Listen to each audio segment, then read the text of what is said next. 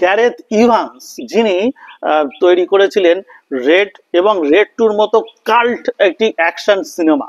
হ্যাঁ, এবং এই যে অ্যাকশন সিনেমার মানে কাজ করার পরে তিনি নেটফ্লিক্সের সঙ্গে নতুন একটা সিনেমা বার করেছে, সিনেমার নাম হলো হ্যাভক। এখানে আমরা টম হার্ডিকে নায়ক হিসেবে দেখতে পাই, কিন্তু সিনেমাটা অতটা ভালো হয়নি। হ্যাঁ, মনে হয় রেড এবং রেড টু দেখার পরে আমার যে এক্সপেকটেশনটা ছিল সেখান থেকে একদম ডাউনফল করে গিয়েছে।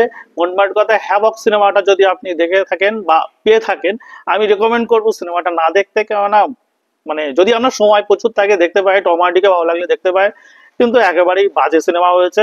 সিনেমার ভেতরে দেখানো হয় যে দুটো গ্যাংস্টারের মধ্যে মানে ক্লাশ হয় এবং তারা দুজনে বসে মারপিট করার চেষ্টা করে, মাঝখানে এক পুলিশ ফেসে যায়, পুলিশের নাম হলো ওয়াকার। ওয়াকার হচ্ছে আমাদের টম হার্ডি। তো উনি কি করেন, দুমদাম দুমদাম দুমদাম অ্যাকশন করেন, কিন্তু অ্যাকশন দেখতেও ভালো লাগে না, না লাগে চেসের অ্যাকশন, না লাগে গুলাগুলি, কিছু কোনো অ্যাকশন কিছু কিছু ভালো নয়। হ্যাঁ, কিছু রক্তে রক্তে রাখা হয়েছে, তাও ভালো না।